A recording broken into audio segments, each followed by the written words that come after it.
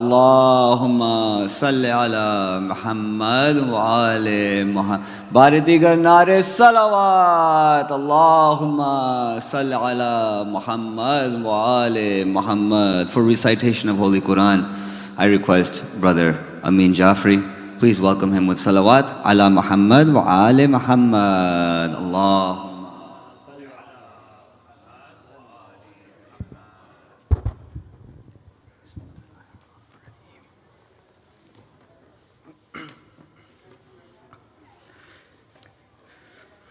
اللهم صل على محمد وآل محمد.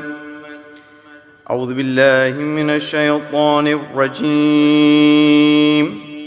بسم الله الرحمن الرحيم. ياسين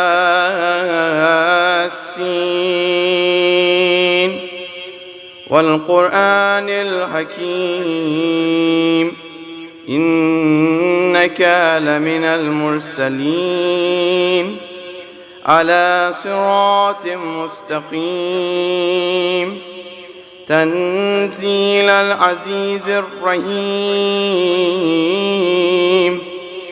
لتنذر قوما ما أنذر آباؤهم فهم غافلون. لقد حق القول على أكثرهم فهم لا يؤمنون.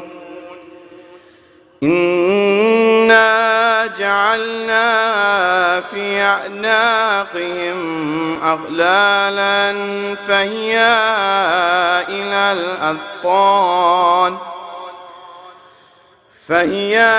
إلى الأذقان فهم مقمحون.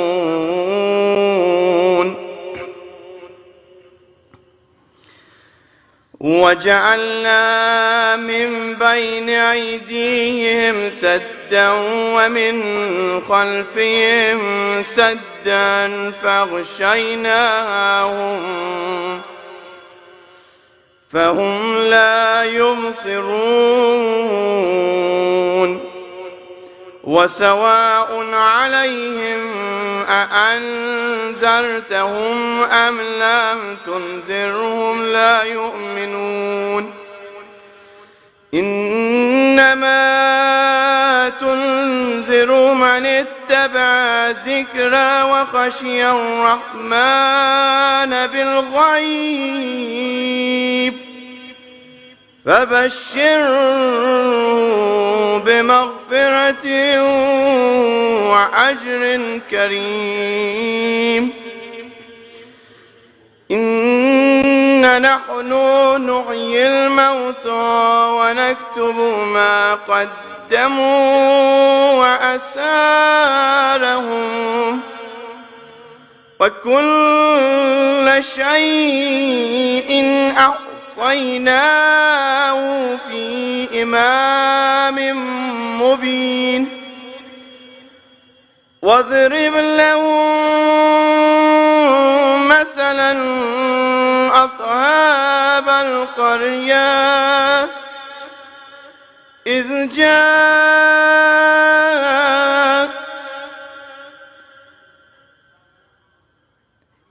جاءها المرسلون إذ أرسلنا إليهم اثنين فكذبوهما فعززنا بالثالث فقالوا إنا إليكم مرسلون. قالوا ما أنتم إلا بشر مثلنا وما أنزل الرحمن من شيء إن أنتم إلا تكذبون. صدق الله العلي العظيم. صلوا على محمد وآل محمد.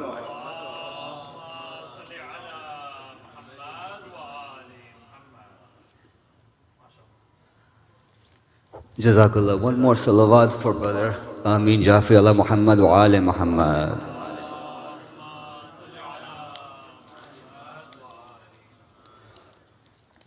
بار دیگر نعرے صلوات.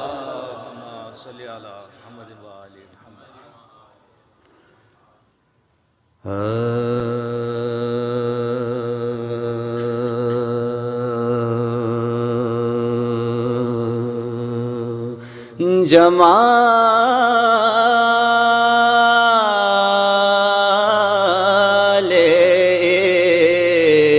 عشق و محبت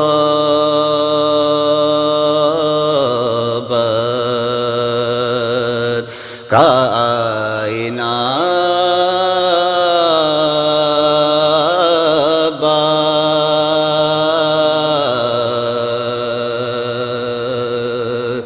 جمال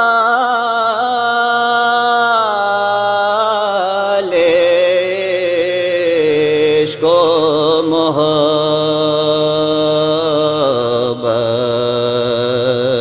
کا آئینہ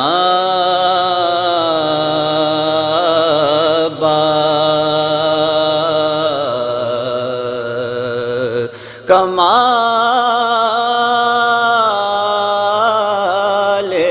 عزم و عمل پہ کرے وفا باز کمال عزم و عمل پہ کرے وفا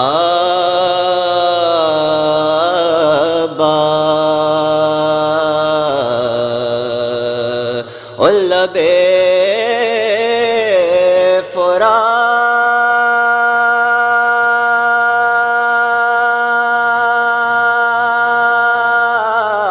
فرات وہ جوہر دکھا دیے تو نے لب فرات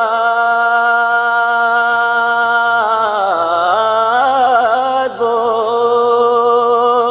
جوہر دکھا دیے تو نے علی کی روح پکارے کہ مرحبا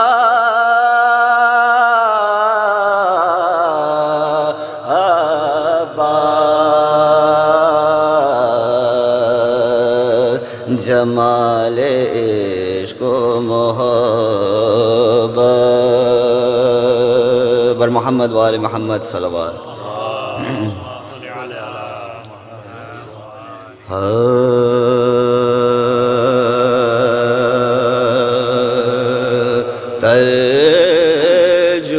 ترجمان دین ہمارے پیشوا سجاد ہیں ترجمان دین ہمارے پیشوا سجاد ہیں اور حق ہے جن کے ساتھ ایسے رہنما سجاد ہے اور حق ہے جن کے ساتھ ایسے رہنما سجاد ہے ترجمان دین ہمارے پیشوا سجاد اور وارث فرزند مکہ اومنا سجاد وارث فرزند مکہ اومنا سجاد اور پے کرے صبر و رضا کی انتہا سجاد ہے ترجمہ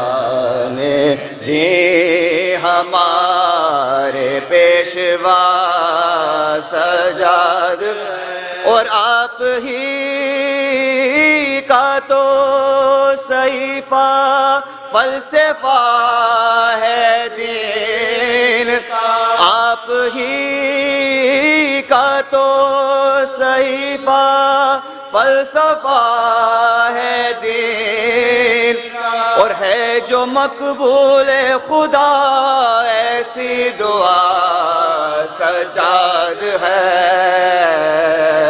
ترجمان دین ایک صلوات پڑھی علی محمد وآل محمد بے شمار سجاد اور جس نے اپنے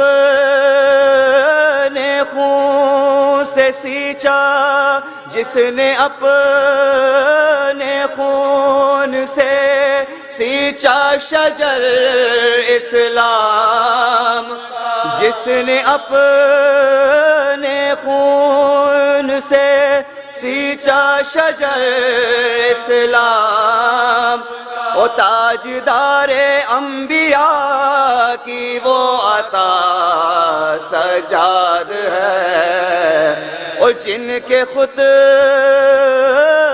سے لرزتی ہے یزیدی تمک جن کے خطبوں سے لرزتی ہے یزیدی تمک اور عظمت وحدانیت کی وہ صدا سجاد ہے اور شور ہے ماتم کا جن کا ہر طرف افلاک شور ہے ماتم کا جن کا ہر طرف افلاک اور سن کے پھٹتا ہے جگر وہ مرثیہ سجاد ہے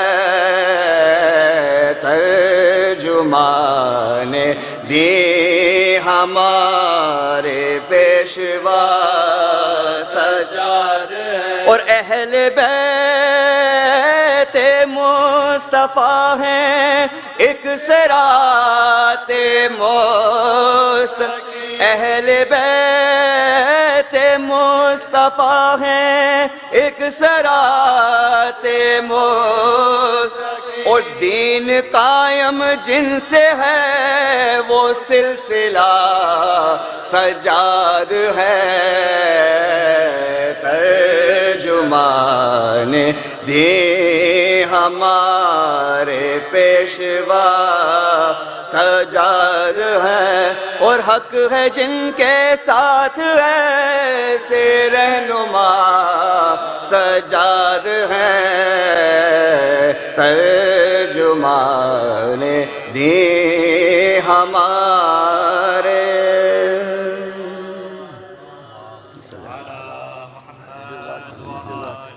سورہ فاتحہ بسم اللہ الرحمن الرحیم الحمدللہ رب العالمین الرحمن الرحیم مالک یوم الدین ایاک نعبد و ایاک نستعین اهدنا الصراط المستقیم صراط الذین انعمت علیہم غیر المغضوب علیہم ولا الضالین ایک اور صلوات پڑھی علی محمد وآل محمد اللہم صل علی محمد وآل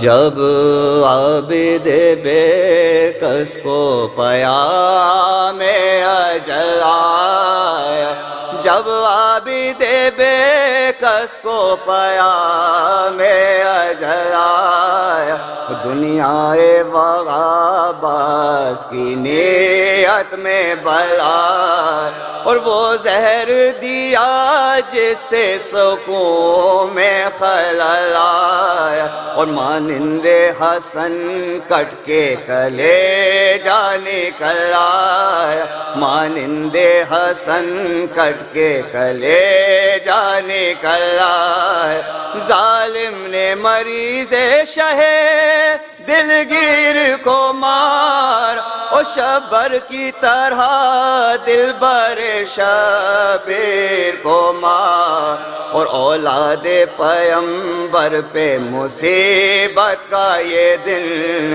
اور پیاسے کے عزادار کی رحلت کا یہ دن، اور مظلوم کے دل بر کی شہادت کا یہ دن، اور عاشور کے بعد اور مصیبت کا یہ دن، اس غم سے جگر چاک ہے زہرا و نبی کا، اور اٹھتا ہے عزادار حسین ابن علی، اور وہ زہر سے دم عابد بے کس کا اکھڑ، اور سجا دل افگار کا باکر سے بچھڑ، وہ بگڑی ہوئی تقدیر غریبوں کی بگڑ، اور اجڑا ہوا گھر فاطمہ زہرا کا اجڑ، اور ویراں ہوا دربار ولی ابن ولی کا، اور بجھتا ہے چراغ آج حسین ابن علی، اور آئی شب رحلت غم تازہ کی نشان، اور کچھ ہوش میں آیا شہ دلگیر کا جان، اور باکر سے کہا لاؤ وضو کے لیے پان، اور پانی کو جو دیکھا تو ہوئے اشک فشاں، اور رو کر کہا نشتر ہے یہ غم قلب و جگر کو، او 2 دن سے یہی پانی نہ ملا میرے پدر، اور صدقے ہوئے شان میرے امو کے اسی، اور جھولے میں اسی کے لیے تڑپے الیاس، اور پھر آپ نے باکر سے کہا پاس بولا،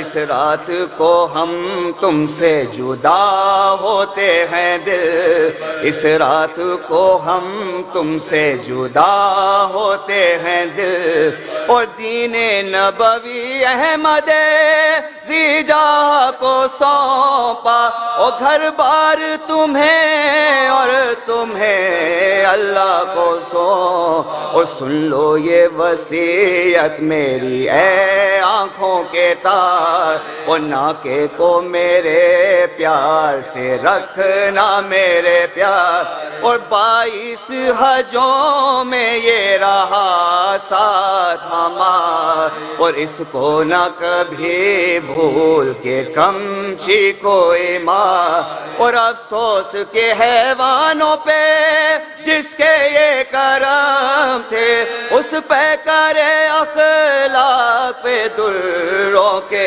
ستم، اور القصہ وضو کر کے مصلی پہ جبار، اور دہشت سے بدن کام گیا اشک بابا، اور سجادے پہ سجاد پسینے میں نہار، اور ہل ہل گیا گردوں جو لبے پاک کھلا، اور آواز یہ آتی تھی شہ کرب و بلا کی، یہ طاعت آخر ہے میرے ذہن آبا، اور وہ نصف شب اور راضی تقدیر کا سج، نور نظر کشتہ شمشیر کا سج، اور پیغام اجل تھا کہ وہ دلگیر کا سج، اور جس طرح کے عاشور کو شبیر کا سر،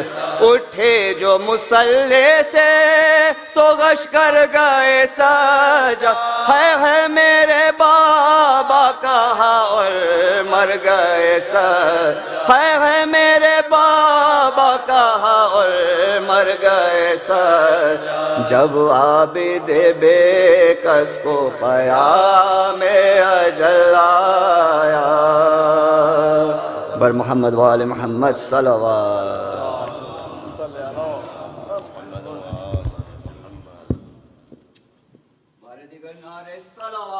اللہم صلی علی محمد و آل محمد۔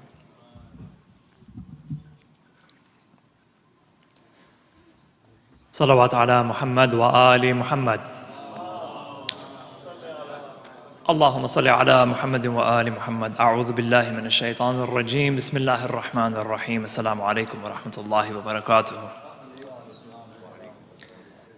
Tonight is the second in the series of 4 majalis in which we commemorate the shahadat or the martyrdom of none other than our 4th holy Imam, Hadrat Ali ibn al-Hussein Zainul Abidin alayhi salatu wa salam. Allahumma salli ala Muhammad wa ali Muhammad. The sponsors for tonight's majlis are my family, as well as Nisar and Yasmin Raza, as well as Kebab Paradise. May Allah subhanahu wa ta'ala accept all of our amal in this holy month of Muharram. We remember our marhumeen, your marhumeen, and the marhumeen of all mu'mineen and mu'minat, especially marhuma Khairbano Jafri, wife of Imdad Ali Jafri. She's my grandmother whose anniversary of her passing is tonight, honored by the martyrdom and the commemoration of our 4th holy Imam. We also remember the marhumeen of the Nisar Raza family, including Akbar Ali Waji, Gulbano family, the Pirani family, the Bawa family, as well as the Pir Bhai family. Fatiha. Bismillah ar-Rahman ar-Rahim. Alhamdulillah. Ar-Rahman ar-Rahim. Maliki yawmiddin. Iyyaka na'budu wa iyyaka nasta'in. Ihdinas siratal mustaqim. Siratal ladzina an'amta alayhim. In these holy nights, we also remember those who are in need of dua for their health, safety, and protection in all areas of the world. Please recite with me verse number 62 of Surah An-Naml together 5 times. Bismillahir Rahmanir Rahim. Amman yujibul mudtarra idha da'ahu wa yakshifu as-su'. Amman yujibul mudtarra idha da'ahu wa yakshifu as-su'. Amman yujibul mudtarra idha da'ahu wa yakshifu as-su'. أمن يجيب المضطر إذا دعاه ويكشف السوء أمن يجيب المضطر إذا دعاه ويكشف السوء ويجعلكم خلفاء الأرض أإله مع الله قليلا ما تذكرون. الصلوات على محمد وآل محمد. Allahumma salli ala Muhammad wa ali Muhammad. Mu'mineen, just a few words before we begin tonight's majlis. First, just a quick facility announcement. Someone has a gray Honda Civic that's right outside. It's parked illegally. License plate is L88SLG. Once again, L88SLG. It's a gray Honda Civic. If this is your car, we're not responsible for tickets. Please move it ASAP because it's blocking and you can get a ticket. The other quick logistics and facility announcement, we've been seeing a rise in COVID cases in hospitals, both for adults and pediatrics. I know that sometimes we wish that COVID was a thing of the past, but it's not. So just a few reminders. If you're not feeling well, fevers or anything that's off, I recommend you stay home. You can join us through live stream instead of in person. That's one. And number 2, masks are always encouraged. I know that I was wearing it earlier and people were kind of looking at me, but things are coming back and you never know. So especially please be mindful, adults and kids. Please look out for symptoms and protect yourselves to protect the spread of illness, inshallah. Upcoming illnesses. Upcoming programs this week. Tomorrow is Salatul Jummah. After Jummah, for the sisters, there is going to be a ladies and a girls majlis recited by Sister Samira Zaidi Rizvi. It's an interactive Q&A session for the girls. Please, you are more than encouraged to attend. Al-Mahdi workshops is going to take place tomorrow during the majlis. If you have kids from ages 4 to 11, it's going to be in the classroom level upstairs. There's no registration required. It's first come, first serve. The last majlis for this series is going to be this Saturday, and it's going to conclude with the Shabidari by Anjuman Naujawanani Ali Akbar. Your attendance is kindly encouraged. Finally, just some quick news we've been announcing about Sadiq School, but we got some good news today. That Sadiq School has expanded beyond 2nd grade. Alhamdulillah, they're ready for 3rd grade. They have a very well-qualified teacher. So now, if you have kids up to age 8, not 7, up to age 8, meaning for third grade, actually age 8, even age 9, for 3rd grade, talk to me, talk to Dr. Kharazi, see me at the desk, and inshallah we can get your child into 3rd grade. The daycare is also going to open very soon, the Bibi Sakina daycare. This is for ages 2.5 and above. So really, we're servicing ages 2.5 to age 9. If you have kids in any of these ages, come speak with us and inshallah we can facilitate your Sadiq School registration. Our Sunday school, Jafriya School, the registration is ongoing. Talk to me or talk to Brother Heather Khan for more information, or Dr. Abida Jafri and the sisters. Inshallah, with this, I request our respected guest scholar, Syed Bilal Rizvi, to recite tonight's majlis for our fourth holy Imam with a nice and loud salawat ala Muhammad wa ali Muhammad.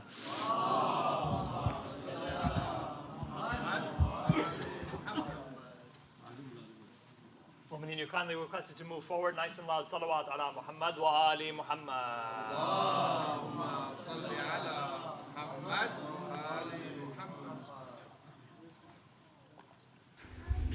رحم الله من قرأ سورة الفاتحة. بسم الله الرحمن الرحيم. بسم الله الرحمن الرحيم. إياك نعبد وإياك نستعين. مالك يوم الدين. صراط الذين أنعمت عليهم غير المغضوب عليهم ولا الضالين.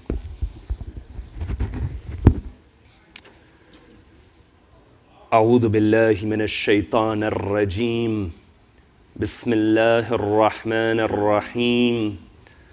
الحمد لله رب العالمين والحمد لله الذي هدانا لهذا وما كنا لنهتدي لولا أن هدانا الله والصلاة والسلام على إمام القبلتين ونبي الحرمين وأفضل الثقلين وجد الحسن والحسين الذي سمي في السماء بأحمد وفي الأرض بأبي القاسم محمد.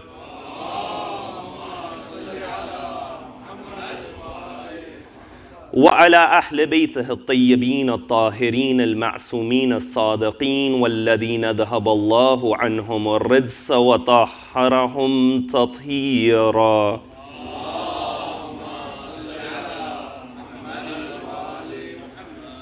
اللهم صل وسلم وزد وبارك على صاحب الدعوة النبوية والصولة الحيدرية والاسمة الفاطمية والحلم الحسنية والشجاعة الحسينية والعبادة السجادية والمآثر الباقرية والآثار الجعفرية والعلوم الكادمية والحجج الردوية والجود التقوية والنقاوة النقوية والحيبة العسكرية والغيبة الإلهية. اللهم عجل فرجه وسهل مخرجه. أما بعد، فقد قال الإمام علي بن الحسين زين العابدين عليه السلام: إن دين الله عز وجل لا يصاب بالعقول الناقصة والآراء الباطلة والمقاييس الفاسدة ولا يصاب إلا بالتسليم، فمن سلم لنا سلم ومن اقتدى بنا هدي ومن كان يعمل بالقياس والرأي هلك ومن وجد في نفسه شيئا مما نقوله أو نقضي به حرجا كفر بالذي أنزل السبع المثاني والقرآن العظيم وهو لا يعلم. صدق المولانا الإمام زين العابدين عليه السلام. For the love of Ahlul Bayt alayhim as-salam, sallu ala Muhammad wa ali Muhammad.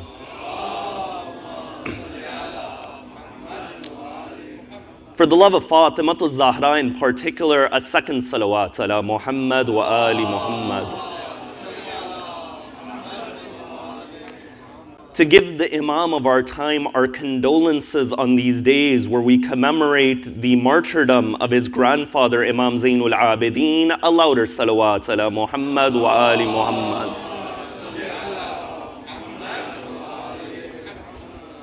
Indeed, one of the most famous narrations of Imam Ali ibn al-Husayn Zainul Abidin alayhi salam is that narration where the Imam alayhi salam says that inna deen Allah azza wa jal la yusabu bil uqul al-naqisa wal ara al-batila wal maqayis al-fasida.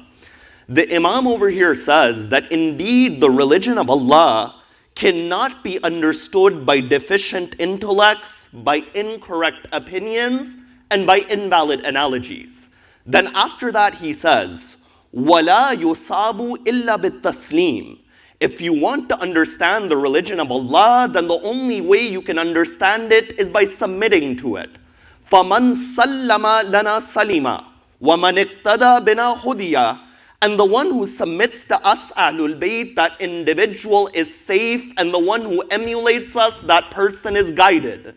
Then after that, the Imam says, وَمَنْ كَانَ يَعْمَلُ بِالرَّأْيِ وَالْقِيَاسِ وَمَنْ كَانَ يَعْمَلُ بِالْقِيَاسِ وَالرَّأْيِ. The one who acts according to analogy, juridic analogy and opinion, that person, halaka, is destroyed. وَمَنْ كَانَ وَجَدَ فِي نَفْسِهِ شَيْئًا مِمَّا نَقُولُهُ أَوْ نَقْضِي بِهِ حَرَجَ كَفَرَ. And the one who has any objection to what us Ahlul Bayt say and what we have deemed, then that person has disbelieved without knowing in what was revealed in the Book of Allah. You see, this narration of the Imam is a source of much discussion as to what is the role of the intellect in understanding religion.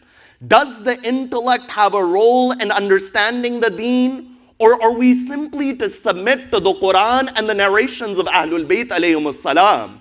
Because when you look at this narration of Imam Zainul Abidin, on one side, this narration is implying that submission is the way to go. That you submit to the religion, and that is what is asked out of you. But no, when we take a closer look at this narration, the Imam is not condemning every form of intellectual pursuit over here.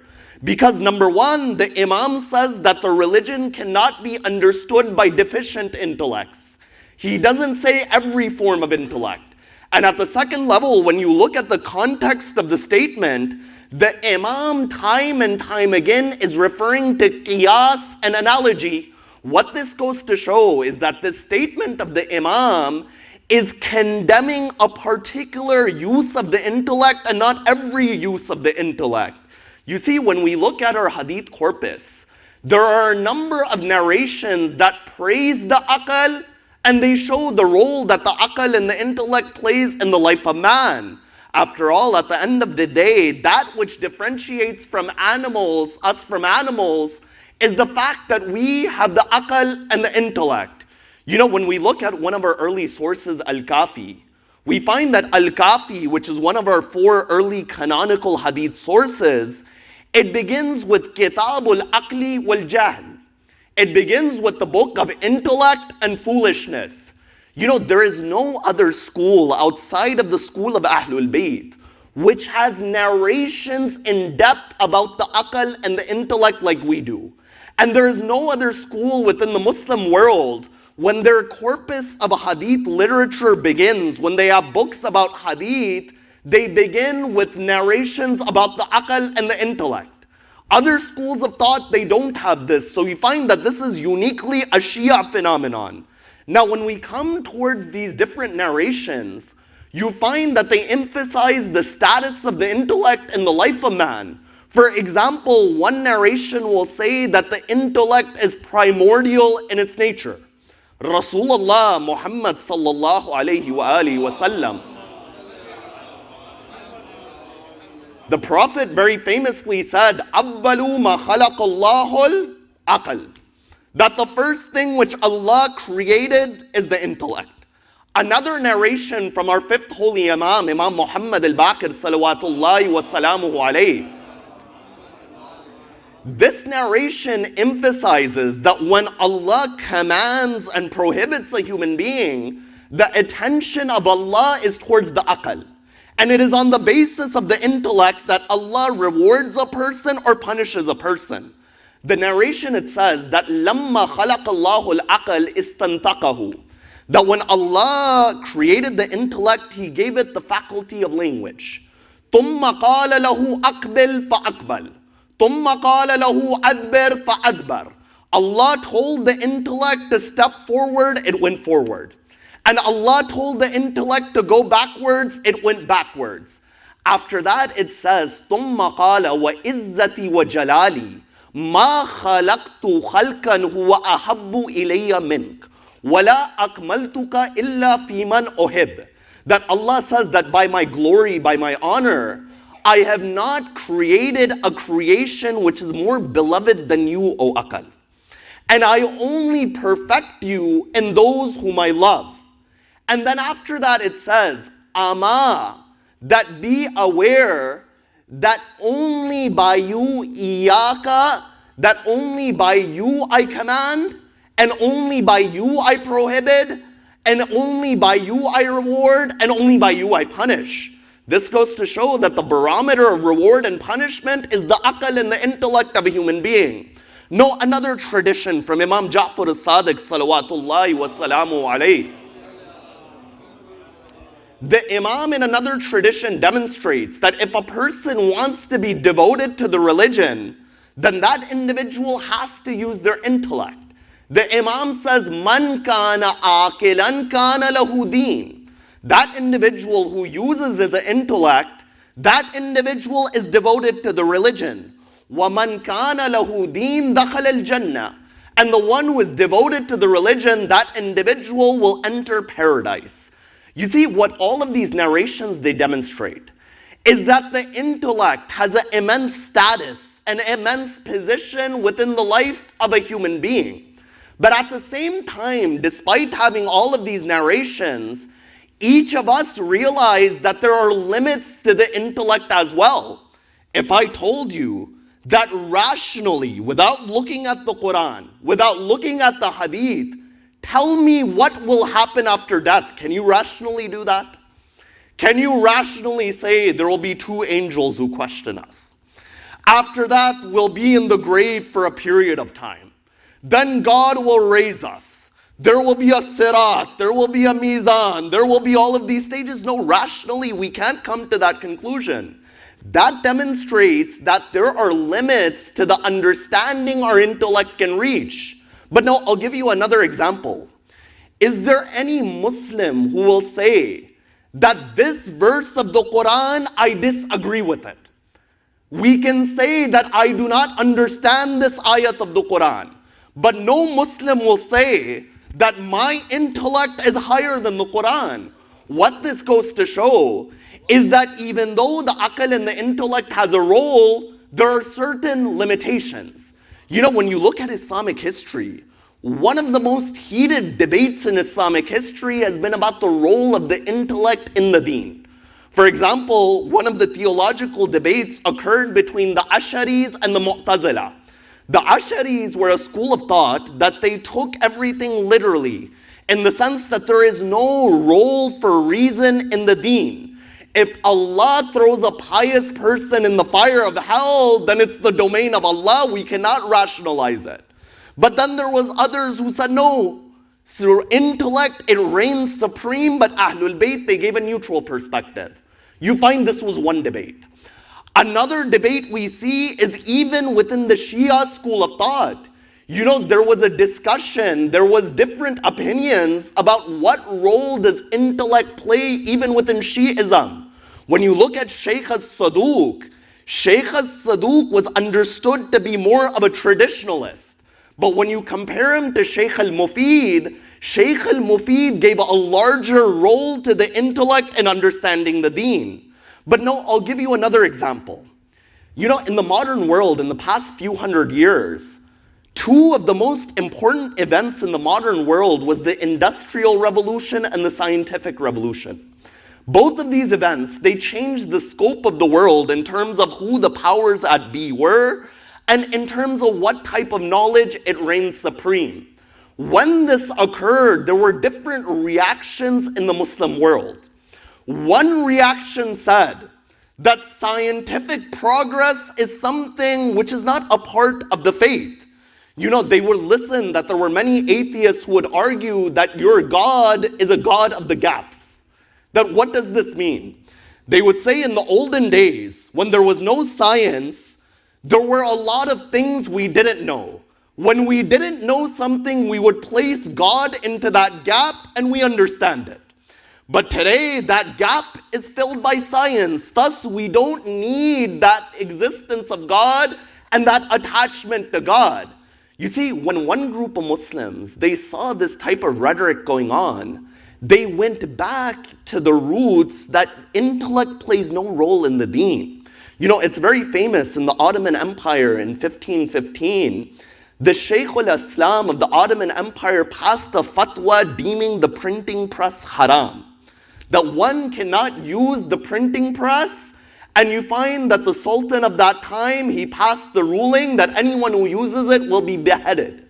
What this goes to show is that this attitude was one that the intellect does not have a role in the life of an individual. But at the second level, you find there was another group. This second group, everything within the deen, they wanted to justify it from modern science. If there is a hadith of Rasulullah, they would say, what does modern science say about it?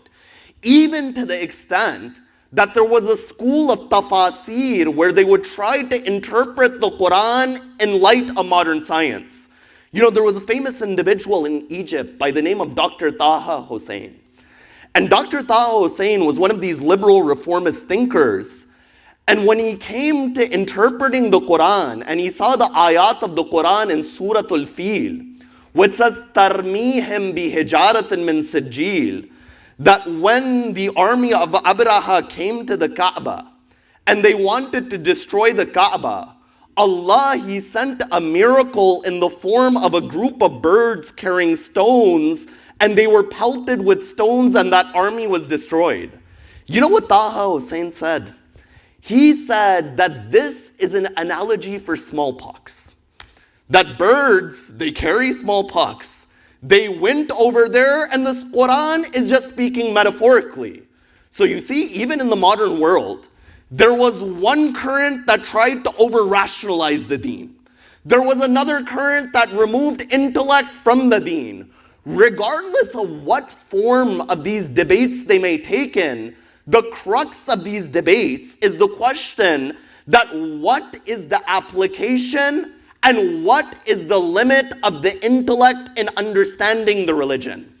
And that's why tonight, when we examine this topic, we'll examine it in the following stages. Number one, we'll examine what role does aql play in establishing our belief in aqaid. And what narration of the Imam demonstrates that the intellect is more than just a mental capacity. At the second level, we'll examine, does the Quran use rational arguments? And in what ways did the Prophet Ibrahim use rationality to solidify the belief in the oneness of God? From the third level, we'll examine in what ways did the Ahlul Bayt use rational arguments when it came to belief.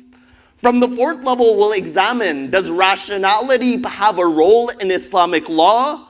From the fifth level, we'll examine that how can we use rationality to establish a society. From the sixth level, we'll examine, did Imam al-Hussein use intellectual and rational arguments on the day of Ashura? And from the seventh level, we'll examine that the greatest quality of the ashab of Sayyid al-Shuhada was not intellect, but it was taslim and submission. And based on these levels, we'll come to a conclusion in this discussion after a salawat ala Muhammad wa ali Muhammad.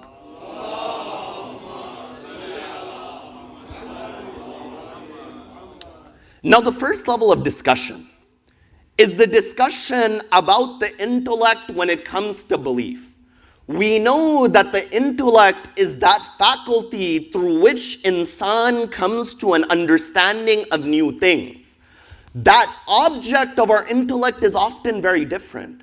Sometimes you can intellectually understand things which are related to action. For example, I don't need a hadith for somebody to tell me that dhulm is wrong. We can rationally understand that to oppress somebody is not a positive thing. But at the second level, you find that we can use the intellect to understand theoretical concepts. That we use the intellect to understand, for example, the existence of God. The ismat of Rasulullah, the necessity of the Imams of Ahlul Bayt alayhimus salam. You know, in this manner, the aql, the intellect, is the first proof in the life of a human being, and in reality, all proofs, they lead to the intellect. Someone may say to me, that how can you say that the intellect is the first proof? We as Muslims, we believe in the Quran.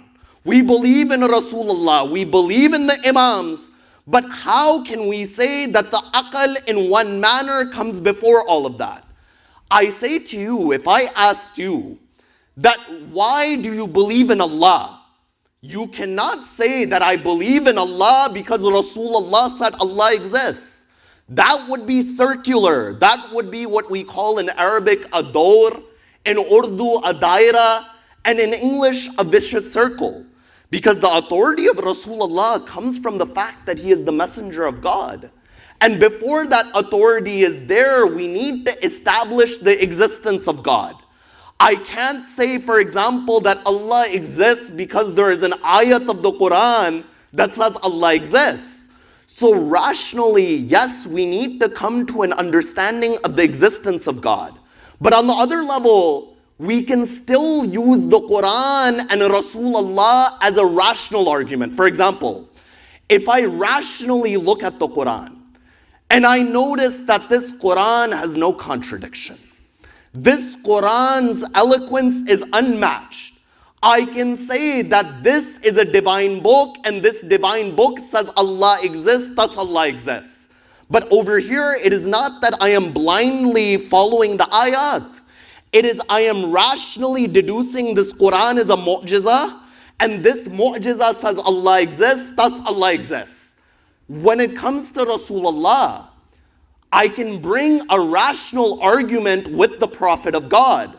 For example, I can say when you look at the seerat of Rasulullah, this individual never lied in his life. And that individual who never lied, if he is saying that Allah exists, then I believe Allah exists. Didn't Rasulullah stand on Mount Abu Qubais? And he says to the Makkans that if I told you that an army is on the other side of this mountain, would you believe me? They say, "Oh Muhammad, we have not known you to be anything other than Sadiq and Ameen. Anything other than truthful and somebody who is trustworthy." Then Rasulullah says, "At this moment, I am telling you there is no God but Allah." So you find that Rasulullah over here is demonstrating that we can use him as a rational argument. So in that sense, we notice that in aqaid, rationality plays an important role. That's why when you look at the Quran, there are a number of rational arguments within the Quran. When you go to Surah Al-Anbiya, chapter 21, verse 22, what does Allah say? He says, وَلَوْ كَانَ فِيهِمَا آلِهَةٌ إِلَّا اللَّهُ لَفَسَدَتَا. If in the heavens and the earth there was a God besides Allah, there would be corruption. In other words, this is a rational argument that when you look at this universe and you see that there is a coherent system in this universe, that there is no corruption, there is no contradiction, there is no fasad, you find that this shows there is one creator. Over here, the Quran is using a rational argument. No, let's go again. Surah An-Nisa, chapter 4, verse 82. It says, أَفَلَا يَتَدَبَّرُونَ الْقُرْآنَ. That do you not ponder over the Quran? وَلَوْ كَانَ مِنْ إِنْدِ غَيْرِ اللَّهِ لَوَجَدُوا فِيهِ اخْتِلَافًا كَثِيرًا. That if this Quran was from anyone other than Allah, there would be many contradictions within this Quran. You see, this is a simple falsifiability test that Allah is saying that if you want to prove that this book of mine is not a divine book, all you have to do is to find a contradiction within it. If there is a contradiction within it, then it is not a divine book. But if there are no contradictions within it, then it is a divine book. So you find over here, this is a rational argument. Now we go to Surah Al-Waqi'ah, chapter 56, verses 83 to 87. Once again, Allah uses a rational argument. Allah says, وَلَوْلَا إِذَا بَلَغَتِ الْحُلْقُومِ وَأَنْتُمْ حِينَئِذٍ تَنْظُرُونَ. When that moment it comes, and death has reached the throat of those individuals, their soul has reached their throats, and you are watching that person who is upon his deathbed, وَنَحْنُ أَقْرَبُ إِلَيْهِ مِنْكُمْ وَلَكِنْ لَا تُبْصِرُونَ. and we are closer to him even than you, but you don't realize it. فَلَوْلَا إِن كُنْتُمْ غَيْرَ مَدِينِينَ تَرْجِعُونَهَا إِن كُنْتُمْ صَادِقِينَ. Then do one simple thing. That simple thing is that the moment he dies, return his soul back to his body. You know, medical advancement is phenomenal. Those diseases, people would die at the age of 30 and 40 just, half a decade ago. Today, you find those diseases are cured with a simple vaccination or through some very simple method. But despite all of these advancements, is there any doctor who says that I can bring the dead back to life? You find the Quran is saying it's very simple, that when somebody has passed away, if you are going to prove this book wrong, then bring that individual back to life. So you find the Quran once again offers a rational argument. And indeed, when we examine the Quran, one individual who time and time again demonstrated rationality in his life was the Prophet Ibrahim. One example we find in Surah Al-Baqarah.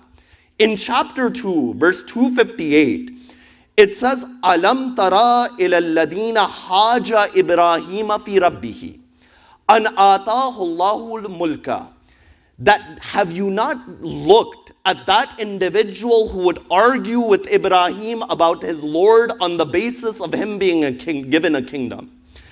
إِذْ قَالَ إِبْرَاهِيمَ رَبِّيَ الَّذِي يُحْيِي وَيُمِيتُ قَالَ أَنَا أُحْيِي وَأُمِيتُ.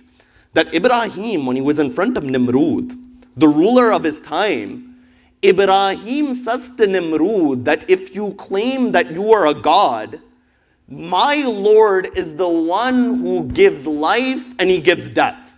You know what Nimrud does? In front of Nimrud, there were two captives. He says that I order for you to be executed. And the other one, I order for you to live. In that manner, I give life and I give death as well. But after that, the Quran says, قَالَ إِبْرَاهِيمُ فَإِنَّ اللَّهَ يَأْتِي بِالشَّمْسِ مِنَ الْمَشْرِقِ فَأْتِي بِهَا مِنَ الْمَغْرِبِ. Ibrahim says very well, if you say that you give life and death, my Lord is the one who brings the sun out from the east. You bring it out from the west. Ibrahim is giving a rational argument that if you claim that you are a Lord, then you must have a control over your creation, over who is within your domain of lordship. So you find the Quran, it demonstrates this. No, another example. When you go, for example, to Surah Al-Anbiya, chapter 21, verses 62 to 64, Nabi Ibrahim, when the people of his town, they leave, he goes to where? He goes to the idol temple. And when he goes to the idol temple, you find that he destroys all of the idols, except for the largest one. Now the people of the town of Ibrahim, they return. When they return and they find that Ibrahim remained in the town, they said, أَفَعَلْتَ هَذَا بِآلِهَتِنَا يَا Ibrahim? That, oh Ibrahim, are you the one who did this towards our gods? You know what Ibrahim says? قَالَ بَلْ فَعَلُهُ كَبِيرُهُمْ هَذَا فَاسْأَلُوهُمْ إِنْ كَانُوا يَنْتِقُونَ. I didn't do this. The largest idol is the one who destroyed them all. Why don't you go and ask them if they're able to speak? You know what the Quran says? In the next ayah, the Quran uses a very interesting expression. It says, فَرَجَعُوا إِلَىٰ أَنفُسِهِمْ. The moment Ibrahim uses this rational argument, they return to themselves.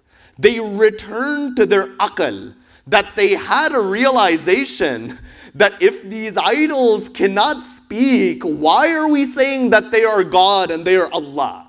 So you find this was a second example.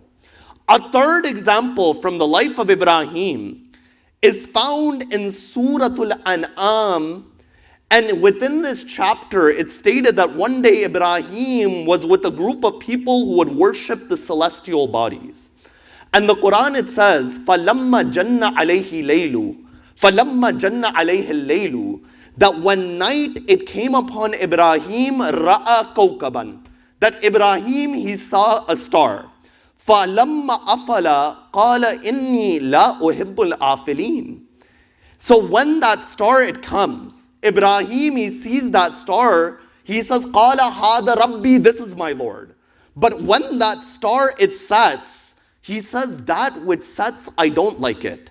In other words, if the star is a Lord, then it has to be constant. It can't disappear, it can't change, it can't be visible and then not visible the next moment. Then the ayat it says, فَلَمَّا رَأَى الْقَمَرَ بَازِغًا. Then after that the moon it comes up. قَالَ هَذَا رَبِّي. Ibrahim says, no, now this moon is my Lord. فَلَمَّا أَفَلَ قَالَ لَإِنْ لَمْ يَهْدِنِي رَبِّي لَأَكُونَنَّ مِنَ الْقَوْمِ الظَّالِمِينَ. The moment the moon it sets, Ibrahim, he says that if my Lord does not guide me, then I will be amongst those who are dhalim and oppressors. In other words, this moon also disappears. How can something which disappears be a guide for me? فَلَمَّا رَأَى الشَّمْسَ بَازِغَةً. The final thing he sees is the sun. When the sun comes out, he says, قَالَ هَذَا رَبِّي هَذَا أَكْبَرُ. That this is even bigger, this must be my Lord. فَلَمَّا أَفَلَتْ. When the sun it sets, he says that إِنِّي بَرِيٌّ مِمَّا تُشْرِكُونَ. Whatever partners you ascribe to Allah, I am free of that. You know what this goes to demonstrate? Is that the Anbiya of Allah, they used rationality to explain the tenets of aqaid and belief. But at the second level, as I mentioned, there are limits to this. I cannot understand the stages of the hereafter using the intellect. I cannot understand everything, for example, about the life of Rasulullah using the intellect. There are certain aspects of Allah. If Ahlul Bayt did not explain them to us, then we wouldn't understand the reality of Allah in that nature. You know, that's why you find that there are a number of traditions that go to show that intellect plays a role within our life. Other schools of thought said, no, intellect has a limited role. But Ahlul Bayt would speak about the aql in different ways. They would speak about it as a faculty. For example, the tradition of Imam al-Baqir, which I quoted, which said that when Allah created the intellect, He said move forward and move backwards. Another way Ahlul Bayt would speak about the intellect is they would say, oh insan, use your aql. That when the hadith of Imam al-Sadiq says, the one who has aql has deen, it doesn't mean anyone with aql. It means to use the aql. But over here, a question it comes up. And that question is this, is that we say, okay, the intellect has a position, and use the aql. Are the enemies of Ahlul Bayt people who are aqil and intelligent? You know, these individuals, people like Muawiyah, people who would deceive others, to deceive a rational human being means you have some form of intelligence, right? So can we say that these people, they are using the aql?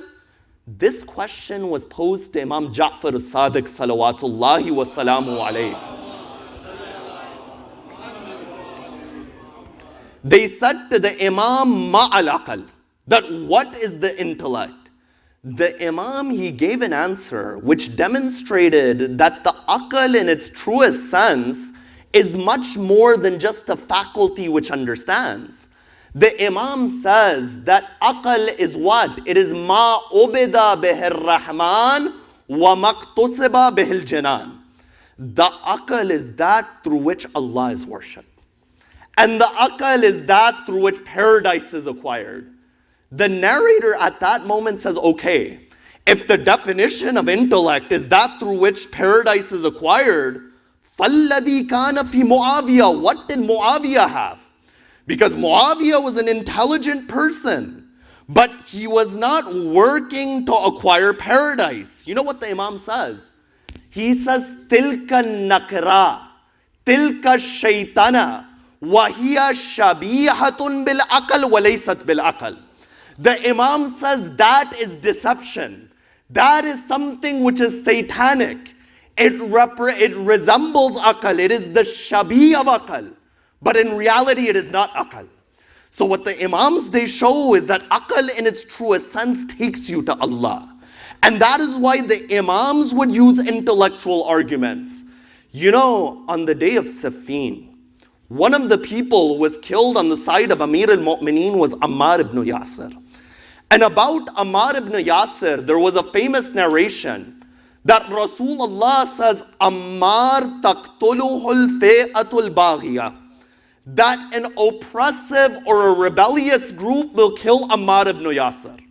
Now Ammar is killed on the side of Amir al-Mu'mineen. The moment Ammar is killed, panic sets in on the side of Muawiyah, because all of a sudden they remember this narration. So you know what Muawiyah does? Muawiyah says that it is not I who killed Ammar ibn Yasir, but rather it is Ali who brought him to the battlefield, and Ali is the killer of Ammar. How does Amir al-Mu'mineen reply? Amir al-Mu'mineen doesn't reply by saying, I am the hujjat of Allah, listen to me. But Amir al-Mu'mineen, he replies by using rationale. He says, if you say that I am the killer of Ammar because he came to fight with me, then Rasulullah is the one who killed Hamza on the day of Uhud. Because Hamza came to fight with Rasulullah. So you find Amir al-Mu'mineen is using rationality. No, I'll give you another narration. One day, it's stated that there were two people who were sitting in front of the Kaaba. One was an individual by the name of Ibn Abil Awja, who was a student of Hassan al-Basri, and there was another man by the name of Abdullah ibn Muqaffa. As they were sitting in front of the Kaaba, these people, they weren't believers, but they were watching everyone do tawaf. As they're watching the people do tawaf, Abdullah ibn Muqaffa says, all of these people are like animals. They follow blindly, but the only person amongst them who is not an animal is that old man who was sitting there, and he points to Imam Ja'far as-Sadiq. Salawatullahi wa salamuhu alayhi.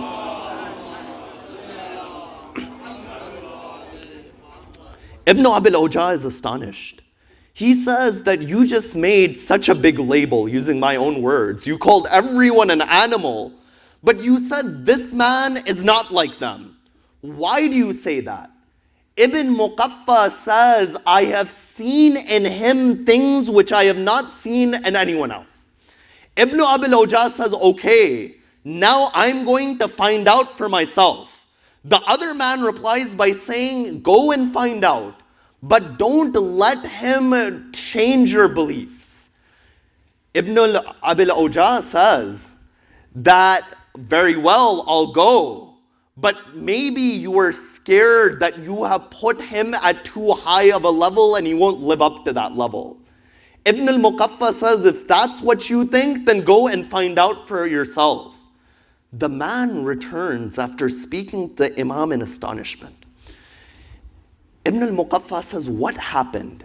He says that we were sitting in front of the Kaaba.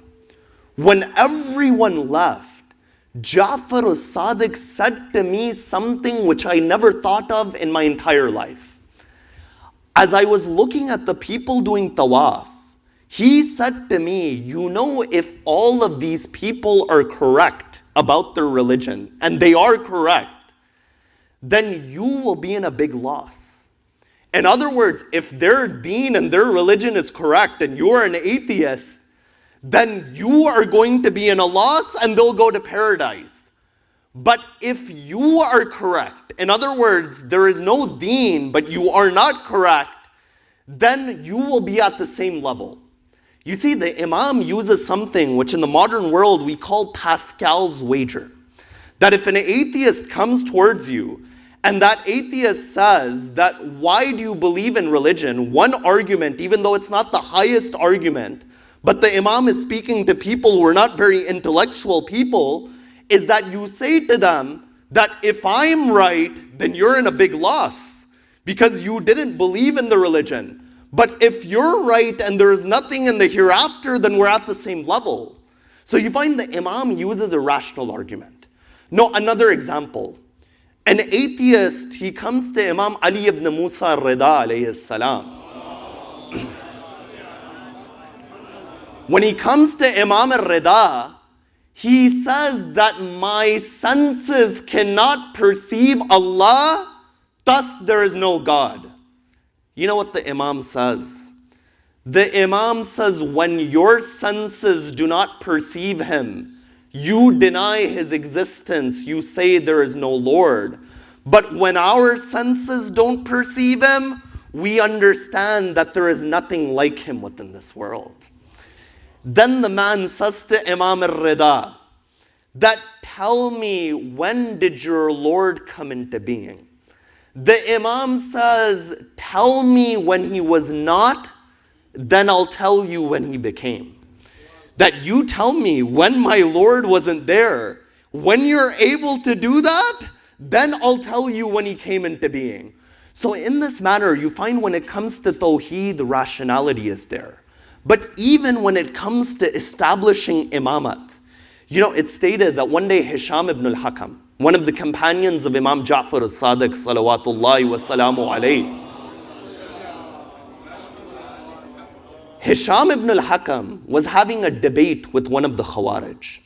The Khawarij are those people that when Imam Ali had his arbitration on the Battle of Siffin, they turned against Imam Ali for having that arbitration. Initially, the Imam didn't want it, but he was forced into it.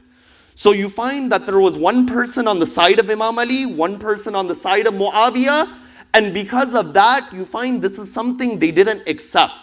Now, one of these Khawarij is debating Hisham about Imam Ali alayhi salam. So Hisham, when he gets to that room, he says that there should be a moderator. That if we're having a debate, there must be somebody to establish who is the winner of the debate. The man says, yes, you're correct. Hisham then says, let's take somebody from my side. But he says, wait a minute.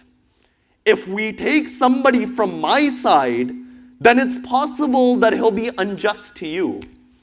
Hisham says, then we'll take somebody from your side. But if we take somebody from your side, then it's possible he'll be unjust to me.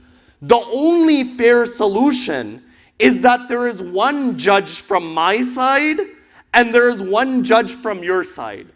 The man says, yes, this is fair.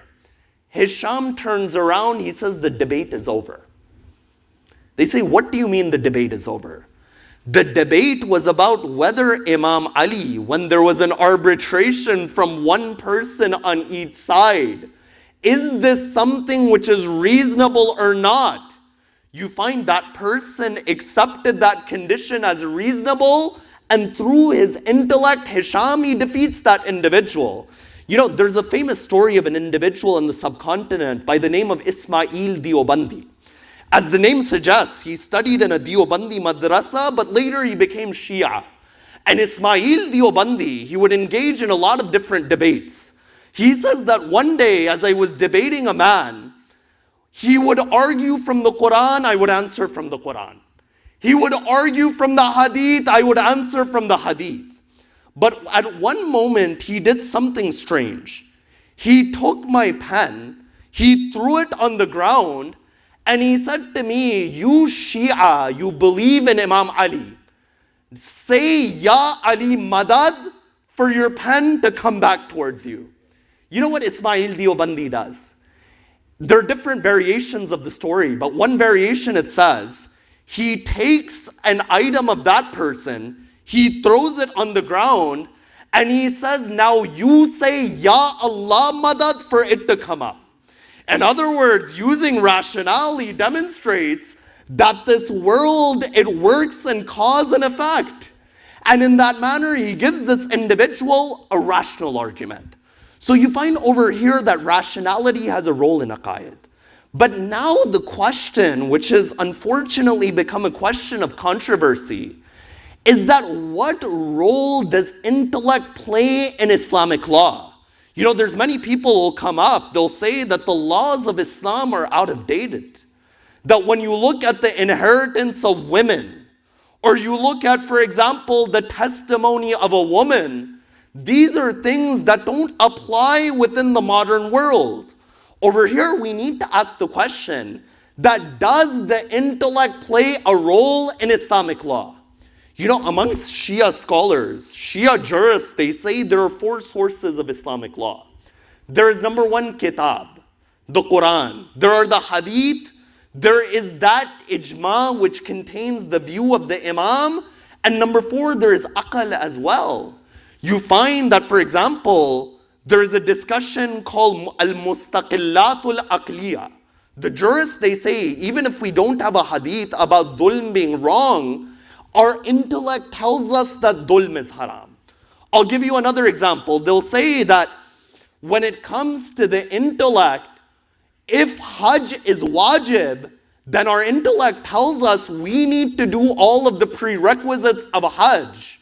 In other words, we have to buy a ticket. We have to travel. We have to apply for a visa. We don't have any hadith that says that, to go on Hajj, you need a visa. But you find our aql tells us that if we are going to go towards Hajj, we need to go through the prerequisite steps. But you find that even here, the intellect has a limited role. Why? Many of the traditions of the imams, they show that the spirit of Islamic law is that you submit to the Quran and to the hadith. When you do masha on your foot, you are wiping the top of your foot. If we were going to take a rational perspective, what is dirtier, the bottom of your foot or the top of your foot? Rationally, the bottom of your foot is dirtier, but when Allah says that you wipe the top of the foot, I submit to the Quran and I submit to the narrations of Ahlul Bayt alayhimus salam. Oftentimes people, in question answer sessions when we travel, they'll ask that why is this haram? Why is this not allowed? Most of the times we don't know. If Ahlul Bayt told us the reason, we understand. But it is enough for a why that Muhammad and Ali Muhammad told us. That is why when you look at the companions of the A'immah, their greatest quality was their taslim and their submission. You look at somebody like Malik al-Ashtar.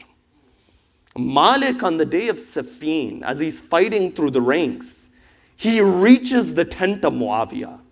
And when he reaches the tent of Muawiyah is in front of him. But as he is approaching, a caller comes from Amir al-Mu'mineen. Over there, Ammar could have rationalized. He could have said that if I kill Muawiyah, it would have made life easier for my imam. But he understood that above my reason is the hukum of Ali ibn Abi Talib. Above my reason is the command of the imam. No, one day, in the time of Imam Ja'far as-Sadiq, salawatullahi wa salamu alayhi,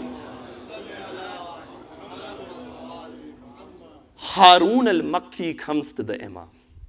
And when Harun al-Makki comes to the imam says to Harun al-Makki, go and sit in that oven. Harun al-Makki doesn't hesitate. He goes and he sits in that oven. The imam, he says, if I had more Shia like this individual, I would stand up for my right. So you find, yes, aql has a role.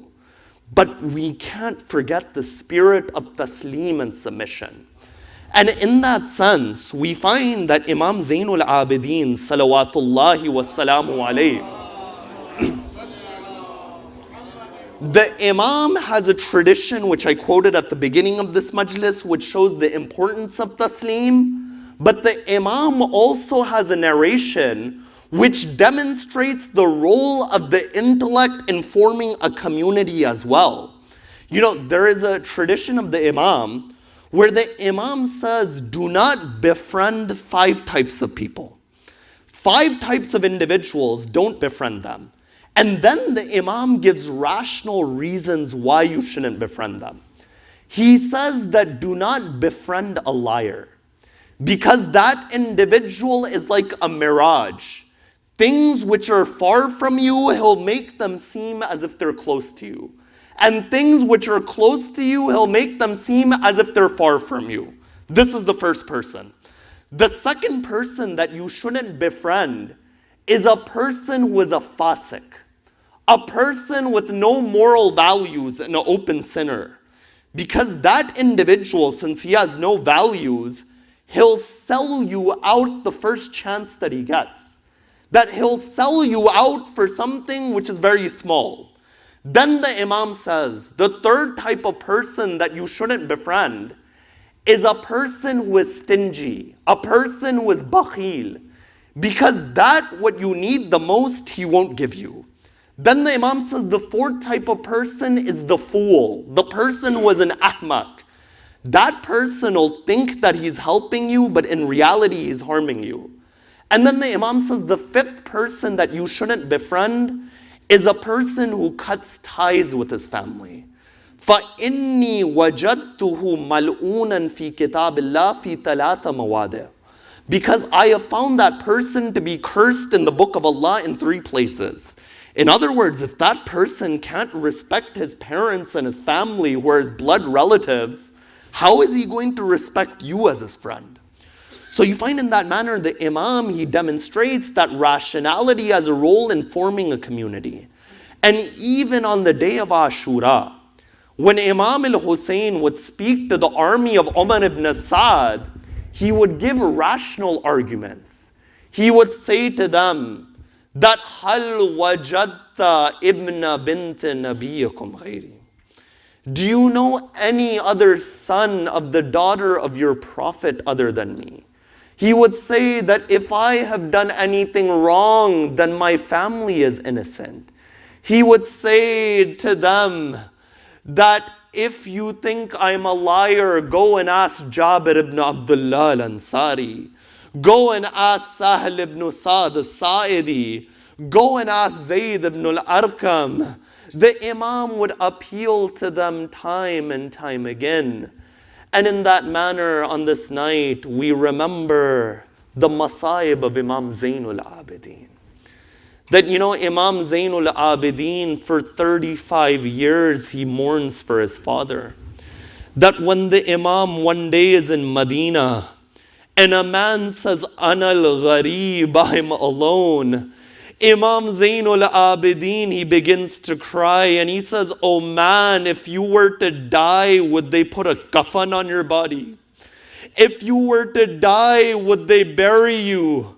The man says, I'm a Muslim. Of course they would bury me. Of course they'd put that kafan. Then Imam Sajjad says, then don't say that you are gharib.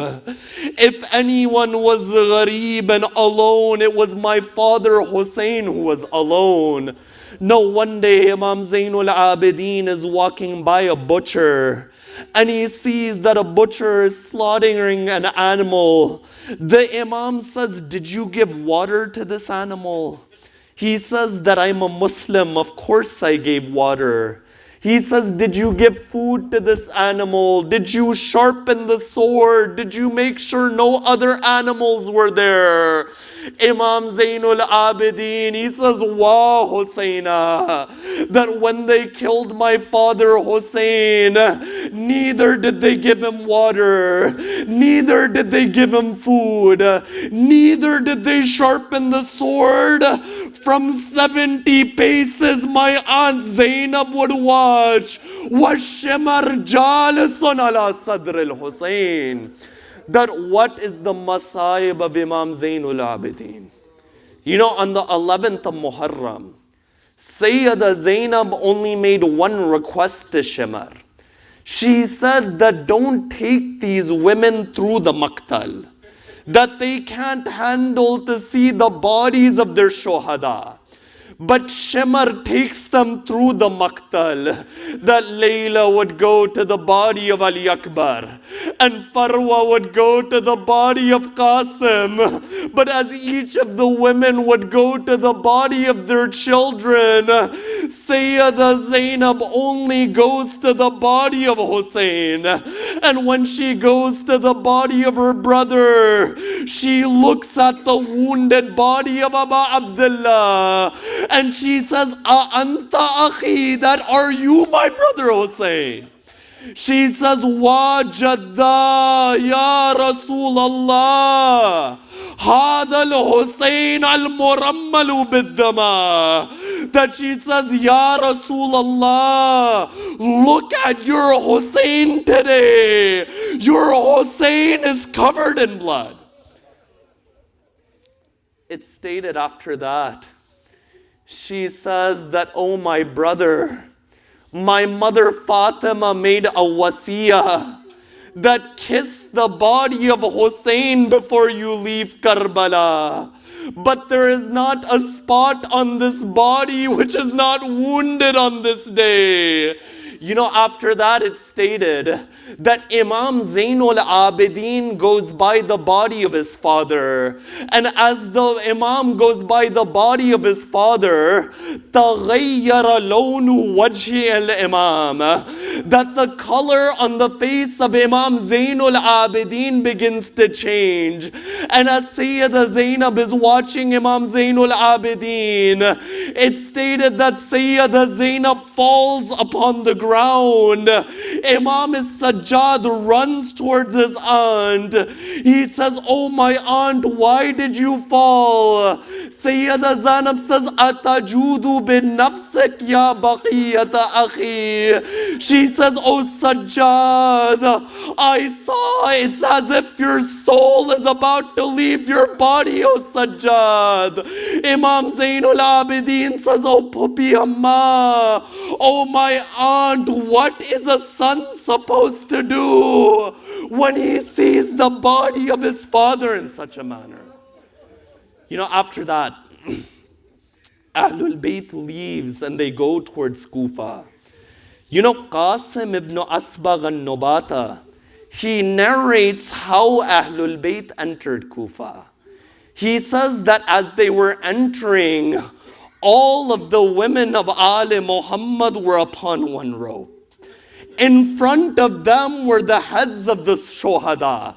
But Qasim, he says, that as I was looking towards this caravan, I noticed that there was one head which wasn't upon a spear. This head was tied to the tail of a horse. And this head would drag across the streets of Kufa. And when the horse would stop, this head would hit the back of that horse.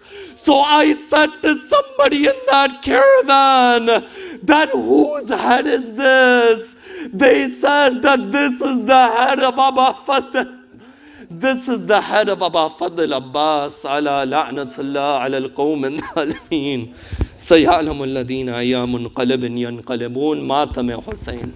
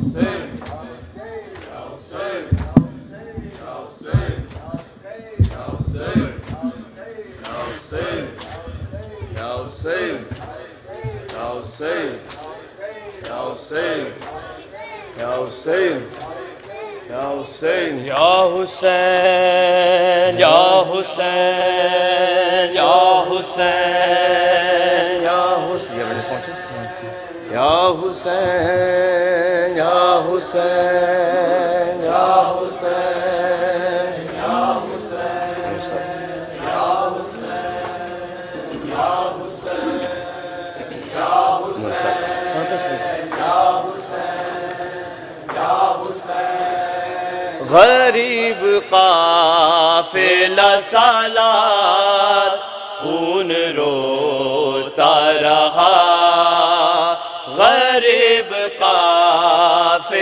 سالار خون روتا رہا غریب قافلہ سالار خون روتا رہا غریب قافلہ سالار خون روتا رہا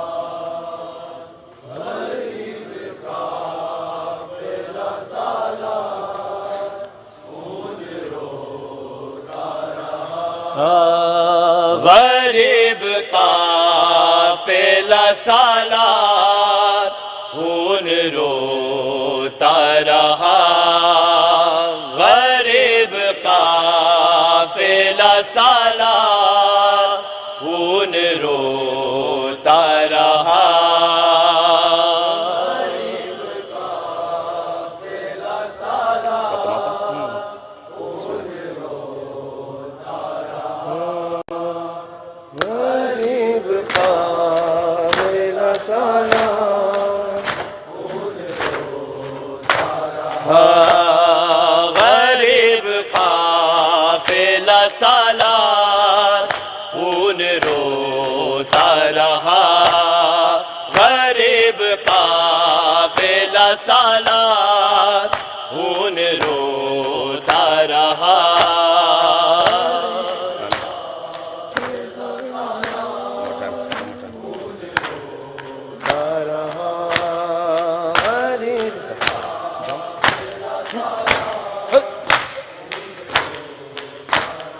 سفر میں عابد بیمار سفر میں عابد بیمار خون روتا رہا غریب قافلہ سالار خون روتا رہا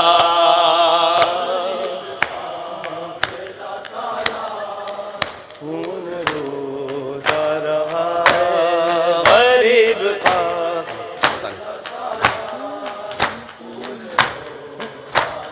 سفر میں عابد بیمار سفر میں عابد بیمار خون روتا رہا غریب قافلہ سالار خون روتا رہا غریب قافلہ سالار خون روتا رہا غریب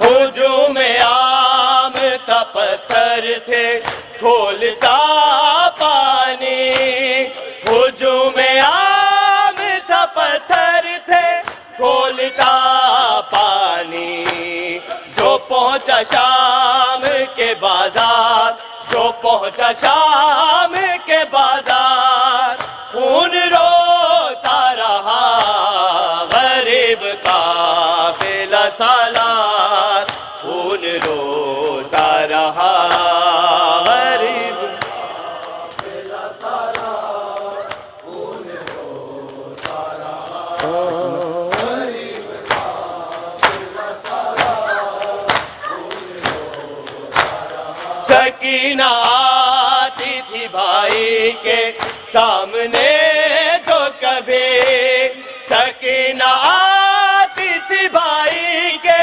سامنے جو کبھی بہن کے دیکھ کے رخسار بہن کے دیکھ کے رخسار خون روتا رہا غریب قافلہ سالار خون روتا رہا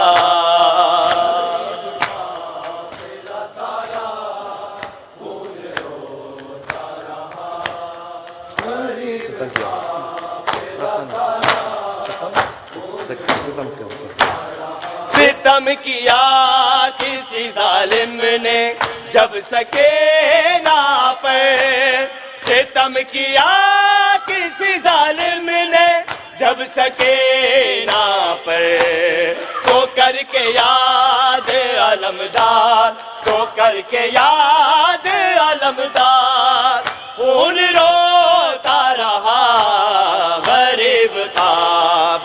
سالار خون روتا رہا.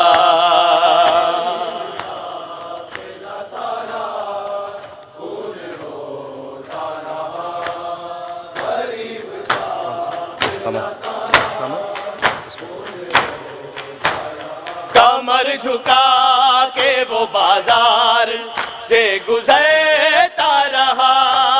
کمر جھکا کے وہ بازار سے گزرتا رہا. ردا کا پہلا زادار، ردا کا پہلا زادار خون روتا رہا.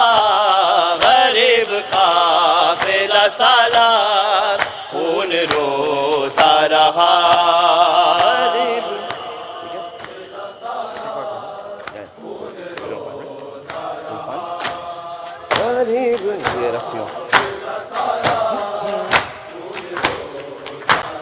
یہ رسیوں میں جو باغی ہے آل احمد ہے. یہ رسیوں میں جو باغی ہے آل احمد ہے. سنی لئے کی جو گفتار، سنی لئے کی جو گفتار خون روتا رہا. غریب قافلہ سالار خون روتا رہا.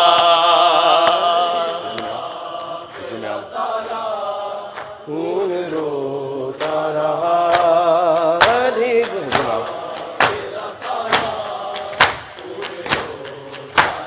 ہجوم عام تھا پتھر کے کھولتا پانی. ہجوم عام تھا پتھر تھے کھولتا پانی. جو پہنچا شام کے بازار، جو پہنچا شام کے بازار خون روتا رہا.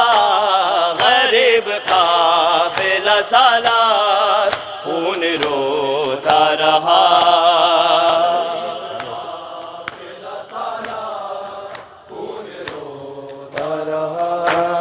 غریب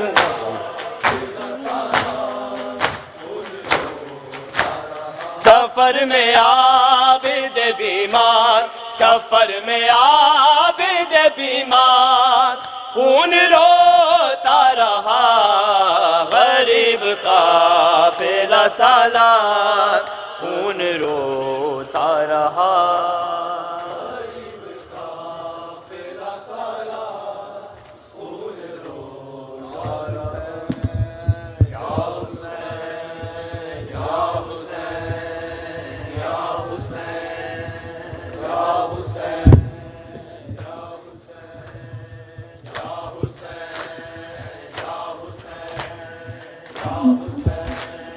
یا حسین یا حسین هل من ناصر ينصرنا، هل من ناصر ينصرنا، هل من ناصر ينصرنا، هل من ناصر ينصرنا، هل من ناصر ينصرنا.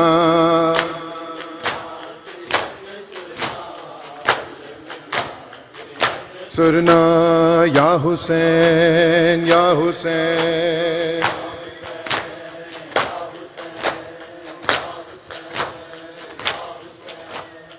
وقت سجاد نے کیسے وہ گزارا ہوگا، وقت سجاد نے کیسے وہ گزارا ہوگا، وقت سجاد نے کیسے وہ گزارا ہوگا، وقت سجاد نے کیسے وہ گزارا ہوگا، وقت سجاد نے کیسے وہ گزارا ہوگا، وقت سجاد نے کیسے وہ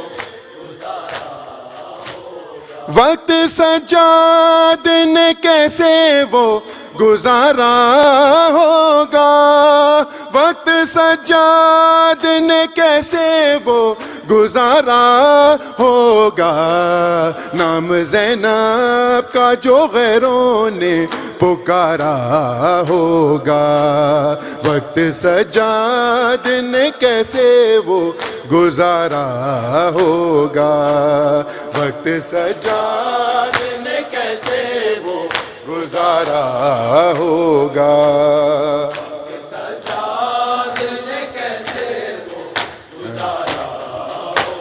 لو حسین ابن علی پیاسے ذبح ہونے لگے. لو حسین ابن علی پیاسے ذبح ہونے لگے. کتنا شرمندہ وہ دریا کا کنارہ ہوگا. وقت سجاد نے کیسے وہ گزارا ہوگا. گزارا ہوگا. سجاد نے کیسے وہ گزارا ہوگا. وقت سجاد نے کیسے وہ گزارا ہوگا. وہ گرا زین سے زینب کی ردا کا ضامن. وہ گرا زین سے زینب کی ردا کا ضامن. کون اب فاطمہ جائی کا سہارا ہوگا. وقت سجاد نے کیسے وہ گزارا ہوگا. وقت گزارا ہوگا. وقت سجاد ماشاءاللہ گزارا ہوگا. وقت سجاد سر میدان تو جانے تو لگا ہے اصغر. سر میدان تو جانے تو لگا ہے اصغر. کس طرح تیرے بنا ماں کا گزارا ہوگا. وقت سجاد نے کیسے وہ گزارا ہوگا.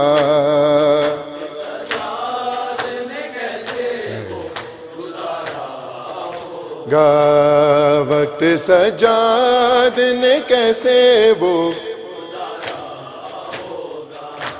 نو کے نیزہ پہ بہانے لگے آنسو مولا.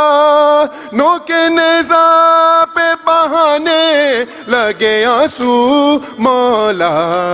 پھر سکینہ کو کسی شخص نے مارا ہوگا. وقت سجاد نے کیسے وہ گزارا ہوگا. وقت سجاد نے کیسے وہ گزارا ہوگا. سجاد نے کیسے وہ گزارا ہوگا. وقت سجاد روز محشر کا ہمیں ڈر نہیں کوئی شوکت.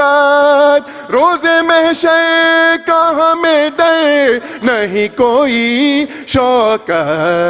ہاتھ شبیر کے قدموں پر ہمارا ہوگا. وقت سجاد نے کیسے وہ گزارا ہوگا.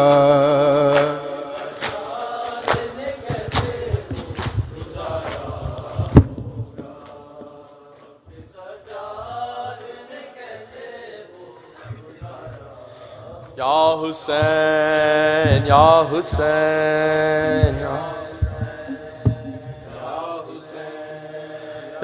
حسین یا حسین یا حسین یا حسین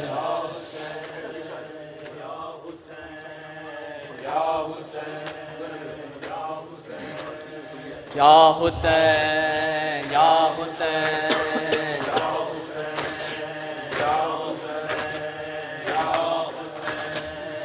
یا حسین یا حسین یا حسین یا حسین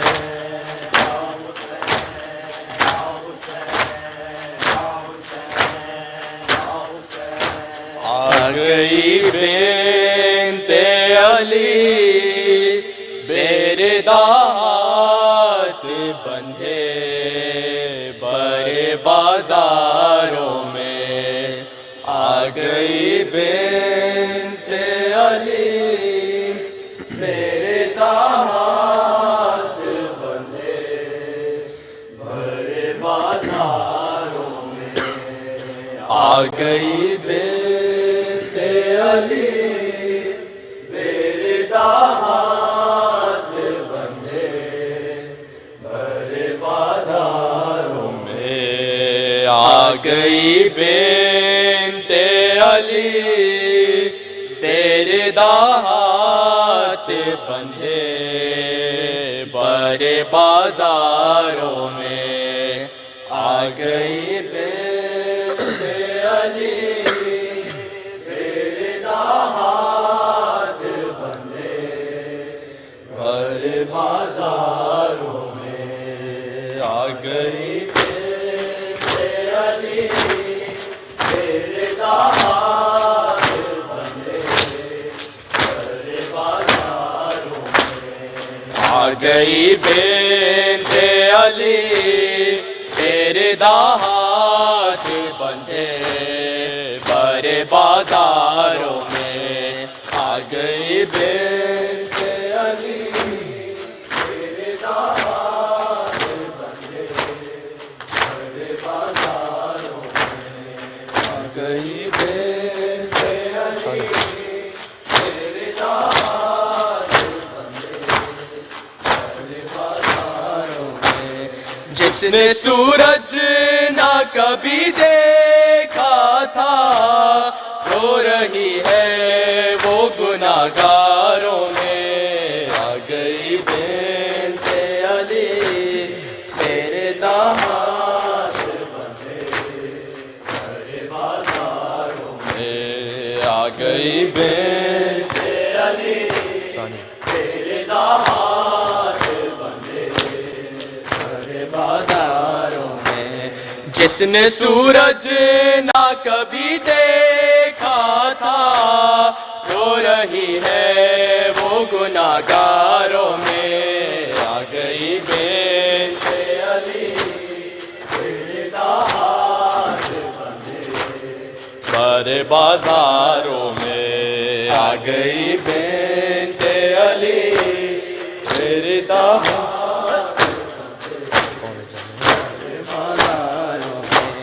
کون جانے کہ یہ ہے کون رسن پہنے ہوئے پیرداروتی ہے سجادے کے پیچھے چھپ کے سسکیاں ڈوبی ہے جس بی بی کی ہائے زنجیروں کی جھنکاروں میں آ گئی بنت علی بیردات برے بازاروں میں آ گئی بنت علی بیردات برے بازاروں میں کون جانے کہ یہ ہے کون رسن پہنے ہوئے پیرداروتی ہے سجادے کے پیچھے چھپ کے سسکیاں ڈوبی ہے جس بی بی کی ہائے زنجیروں کی جھنکاروں میں آ گئی بنت علی بیردات بندھے برے بازاروں میں آ گئی بنت علی بیردات بندھے برے بازاروں میں ہائے زہرا تیری قسمت نہ ملا حق تجھ کو ایسی تعظیم تیری کی ہے مسلمانوں نے تیرا حق مانگنے آئی زینب ایک میں نوش کے درباروں میں آ گئی بنت علی میرے داماد بندے بر بازاروں میں آ گئی بنت علی کہاں سے میرے داماد بندے بر بازاروں میں ہائے زہرا تیری قسمت نہ ملا حق تجھ کو ایسی تعظیم تیری کی ہے مسلمانوں نے تیرا حق مانگنے آئی زینب ایک مینوش کے درباروں میں آ گئی بنت علی میرے داماد بندے بر بازاروں میں آ گئی بنت علی میرے داماد بندے بر بازاروں میں جس نے سورج نہ کبھی دیکھا تھا رو رہی ہے وہ گناہگاروں میں آ گئی بنت علی میرے داماد بندھے بر بازاروں میں آ گئی بنت علی میرے داماد بندھے بر بازاروں میں کہاں زینب اور کہاں شام کے لوگوں کا ہجوم سر برہنا اونچی آواز میں خطبے پڑھنا قتل مرسل کا حوالہ دے کر چادر مانگنے بدکاروں میں آ گئی بنت علی میری داماد بندے بر بازاروں میں یا حسین یا حسین یا حسین یا حسین یا حسین یا حسین یا حسین یا حسین یا حسین